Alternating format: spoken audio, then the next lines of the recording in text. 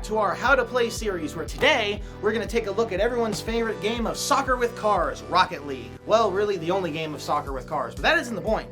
Just like our previous videos, we're going to go over the basics of the game so you have everything you need to load up the game and get started. Now, let's begin. The premise of Rocket League is very simple, as it is just soccer. Two teams of three both try to get the ball into the goal and score goals. The team with the most goals at the end of the match wins the game. Duh.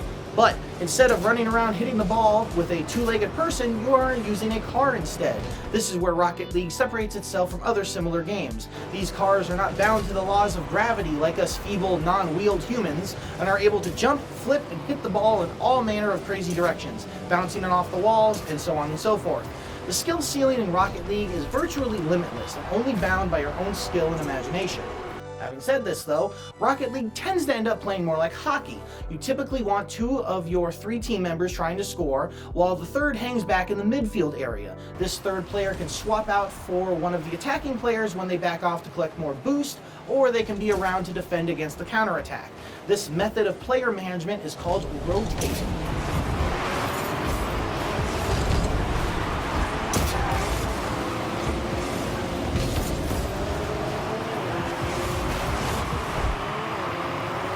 The first thing recommended to new players is to hit up the game's training mode and learn the physics of the game. Learn how the ball bounces off the walls and your car, and practice using your second jump to move into the ball to put extra power into your shots. This second jump is called dodging. Generally, dodging into the ball will hit the ball harder and lower to the ground, while driving directly into the ball is more likely to chip it into the air.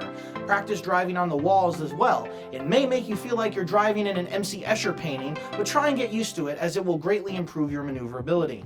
When you have the ball in your possession, try not to always go for a shot on the first try. Use your first contact with the ball to maintain control, and then use other contacts to try and pass to a teammate or take a more accurate shot yourself.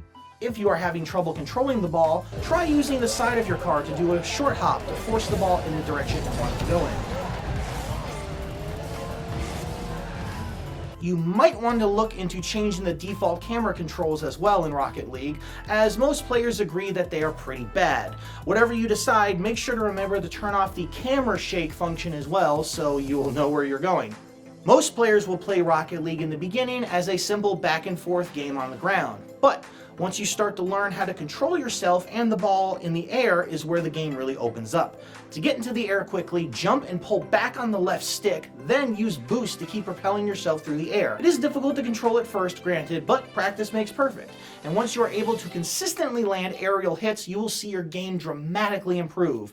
The game features a very good aerial tutorial that you can use to help guide you along the way and give you the basics before you start applying them in a real match. Also keep in mind that the car you choose will also affect how you play. Each car has different strengths and weaknesses, hitboxes, etc. But for when you are just starting out, just pick whatever one is most comfortable for you to drive and control. Also keep in mind that the car you choose will also affect how you play. Each car has different strengths and weaknesses, hitboxes, etc. But for when you are just starting out, pick whichever one is most comfortable for you to drive and control. Whatever car you choose, however, make sure you practice your car control. Being able to freely maneuver your car as you see fit is essential and what separates the good players from the great ones.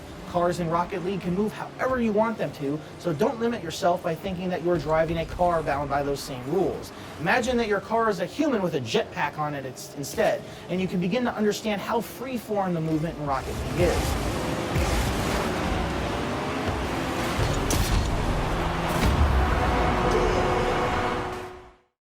Don't forget that to use all these fancy maneuvers, you need boost. Boost containers are located on all four corners of the field and at multiple locations in the middle of the field. The boost containers in the corner will give you a full 100 boost, and these smaller containers will give you 12. A common mistake a lot of players do is hogging boost. Many newer players will go for boost 100% of the time, zipping around the field and taking away boost from their teammates. To do basically every maneuver in the game, you only need about 30 to 40 boost, so don't be concerned about not having 100% boost all of the time. Another bad habit you'll want to avoid is ball chasing.